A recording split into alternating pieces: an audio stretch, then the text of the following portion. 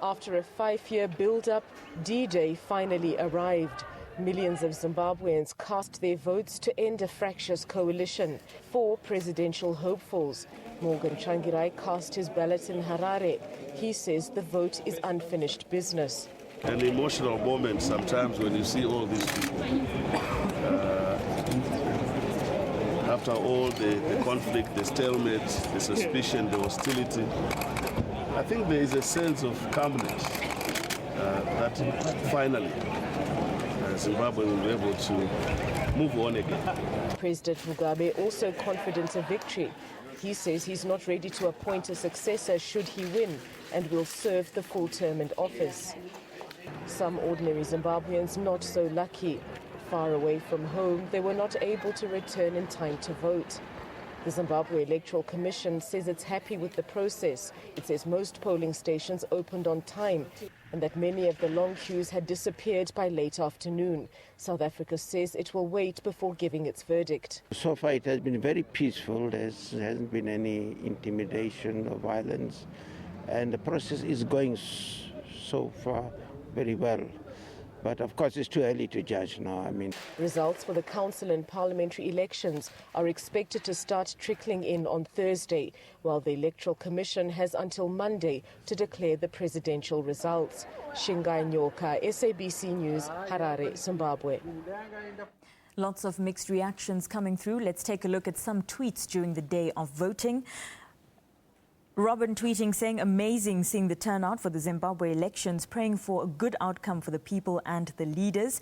Morgan Tsvangirai tweeting saying, remain resolute, don't leave the queue until you cast your ballot. Zimbabwe's future is in your hands. Karabo tweeting, may the man with Zimbabwe's best interests at heart and not personal accumulation of wealth win. God bless that country. Walter saying, long queues still there at Harare South.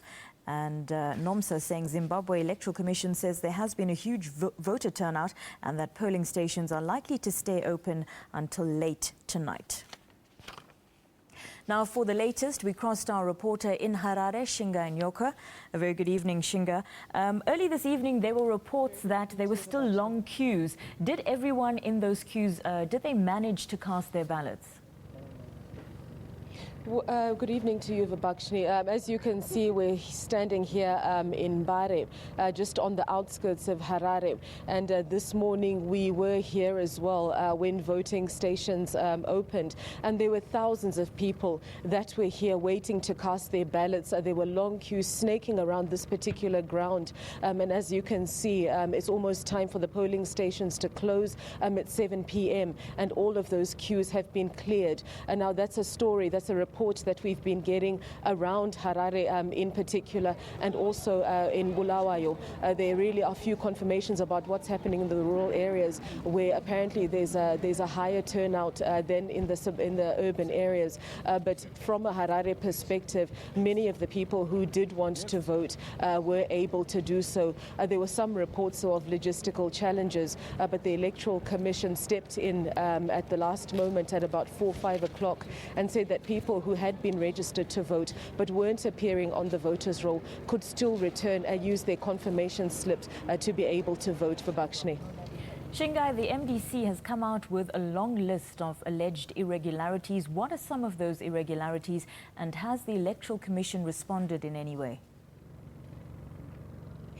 Many of the issues are issues that they've raised before. One of them was the fact that, well, they estimate that 2 million people were denied the opportunity to register as voters in the process that happened about a month ago. What they're saying now is that there is an excess of 2 million ballot papers that have been printed over and above the 6.4 million registered voters. And what they are charging is that these ballot papers have a duplicate number, and that these specific ballot papers will be used to replace the ballot papers that people have already voted in today. But clearly, they really have not been able to confirm those allegations. But in a press conference today, there's a suggestion by the MDC that they will declare this particular election result illegitimate. Talk us through what people have been saying to you on the ground, ordinary Zimbabwean citizens. Vabakshini, you're asking about how ordinary Zimbabweans felt about voting? Yes. How have they been? What have they been telling you about the process so far? Well, people this morning were very excited to vote. They came out very early as 5 o'clock, hours before the polling stations opened. And the high voter turnout is probably a reflection of the fact that people really did want to participate in this crucial election that many people say is the most important since independence. They keep telling us the same stories that we've been hearing, that they want jobs, they want this vote to count, they want this country, they want economic stability. They want peace. They want to be able to send their children to school. They want the water systems to be rejuvenated, as well as an end to the crippling blackouts. Obviously, with the unity government, things had begun to go back to normal, but things are not where they were previously, and this is really what people are hankering for. That was our reporter coming to us live from Harare, Shinga Nyoka.